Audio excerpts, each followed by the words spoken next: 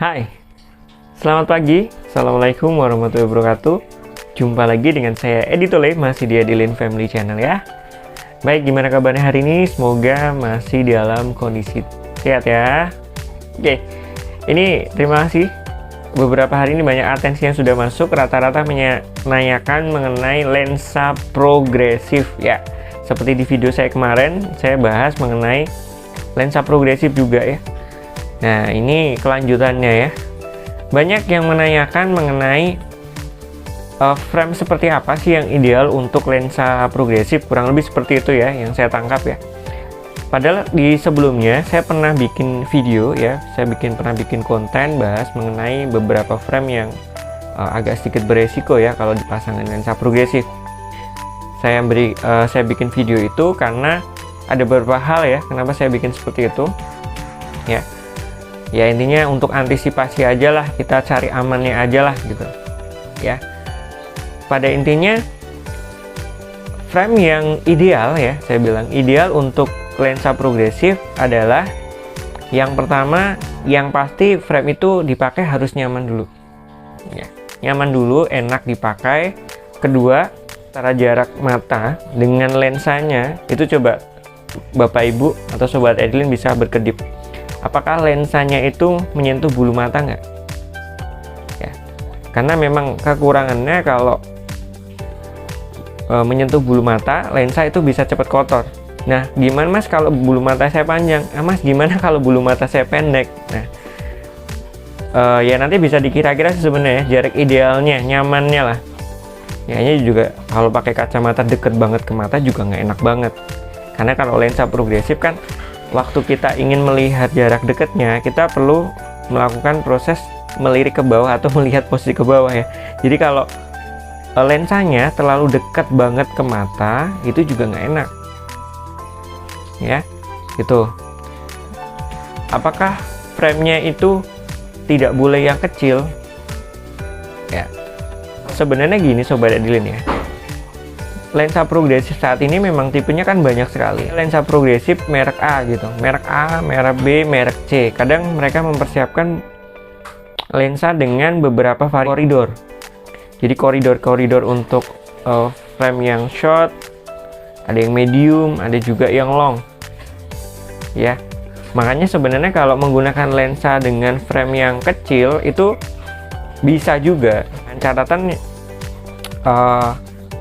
nanti pada saat proses potong lensanya itu tidak ada daerah yang kepotong. Jadi nanti memang dipilihkan koridor lensa progresif yang kecil. Bisa.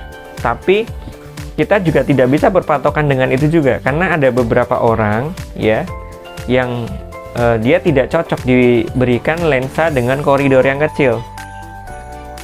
Salah satu contohnya aja, kalau Bapak Ibu Sobat Edilin yang ukurannya sudah terlanjur tinggi editionnya, itu juga sangat beresiko ya.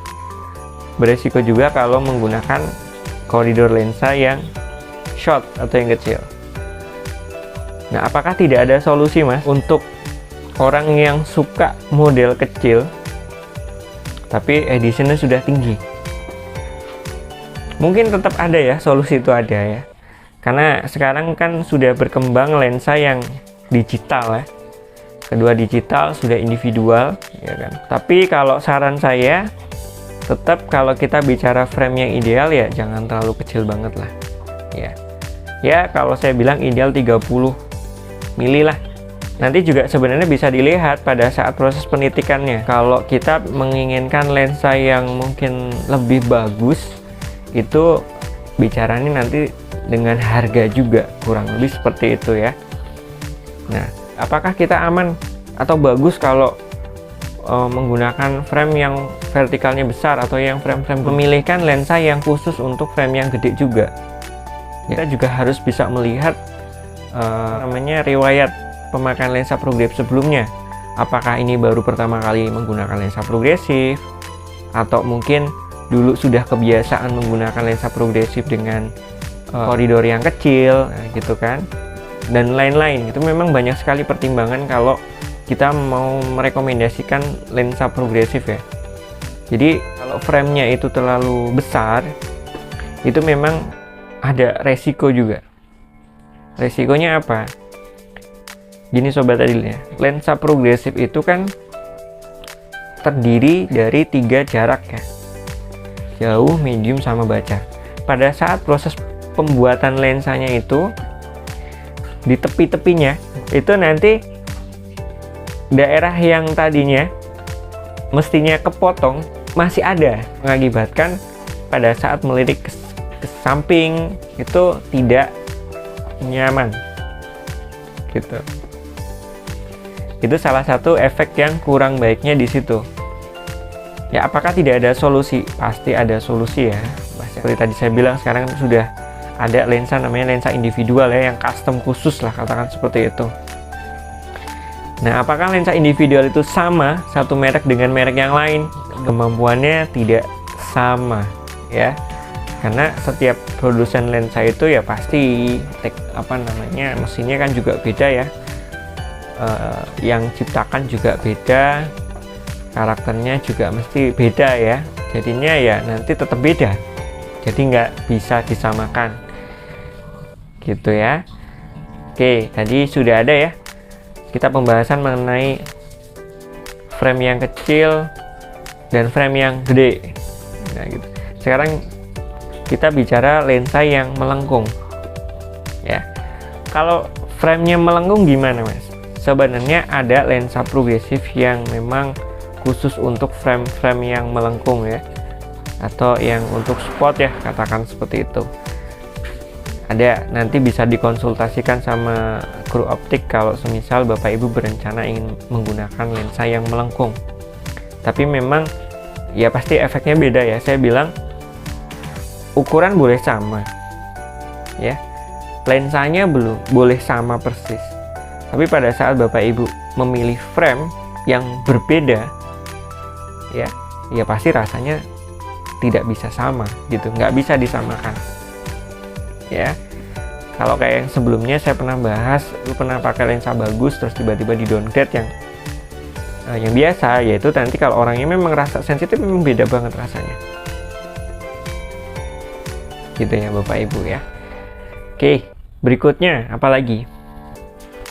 Frame ya tanpa bingkai. Nah, ini sebenarnya agak rawan ya. Apakah kalau kita suka menggunakan frame-frame yang tidak ada bingkainya terus tidak bisa dipasangin lensa progresif? Ya jawabannya pasti bisa. Lensa progresif itu pilihannya banyak. Tapi kalau saran saya, tetap gunakan lensa yang bahannya kuat. Contoh aja mungkin bahan yang polikarbonat bisa ya, atau yang Trivac juga bisa gitu ya. Nah, itu salah satu contoh-contoh lensa yang ya setidaknya kuat ya, bisa menahan lensanya biar nggak gampang pecah atau nggak gampang goyang di sambungan frame-nya kalau menggunakan lensa yang tanpa bingkai gitu. Apalagi di Sobat Adilin kira-kira? Oke ya.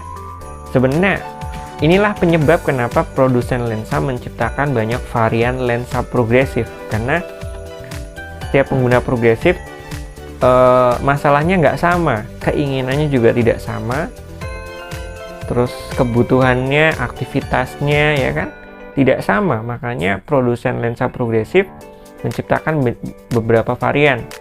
Dan kalau saya lihat perkembangannya ya, kebetulan saya pertama kali mengorder lensa progresif tahun 2009 sampai saat ini. Itu kalau saya lihat perkembangannya memang bagus ya. Semakin kesini ya kan, banyak masalah di sebelumnya nih, ada banyak komplain seperti ini. Nah, produsen lensa mulai menciptakan atau berbenah, jadinya ya semakin kesini semakin bagus. Karena ya itu tadi, karena kebutuhan beda-beda. Makanya kalau yang pingin custom khusus itu sudah mulai banyak yang menciptakan varian lensa yang individual atau lensa-lensa yang khusus ya, yang custom khusus. Lebih seperti itu ya Bapak Ibu semuanya. Mudah-mudahan ini bisa memberikan sedikit gambaran. Dulu nanti lebih dipertegas lagi mungkin kalau saat Bapak Ibu sudah di optik ya, nanti bisa dikonsultasikan ya kan, ngobrol dulu ya kebutuhannya seperti apa, frame-nya seperti apa, ukuran seperti apa, nanti biar dikasih solusi juga sama tim-tim yang ada di optik ya gitu. kurang lebih seperti itu. Semoga informasi yang saya sampaikan bermanfaat ya. Kalau mungkin ada yang kurang ya bisa dibantu di share juga di kolom komentar. Kalau mungkin ada penjelasan yang kurang jelas atau apa, Bapak Ibu bisa tulis di kolom komentar atau bisa nanti langsung WA saya juga boleh, nanti saya kasih ya nomor WA-nya kalau Bapak Ibu memang berkenan. Tapi memang saya selalu bertanya banyak hal ya sebelum saya merekomendasikan sebuah lensa, entah itu lensanya, entah itu frame-nya, karena setiap orang kebutuhannya beda-beda, posisinya berbeda-beda, tidak bisa sama plug gitu loh masalahnya. Baik, gitu aja. Tetap semangat, tetap jaga kesehatan. Masih setia di Abdilan Family Channel, masih dengan saya Edi Tole. Assalamualaikum warahmatullahi wabarakatuh. Bye-bye. Hai, jangan lupa di like, share, and subscribe.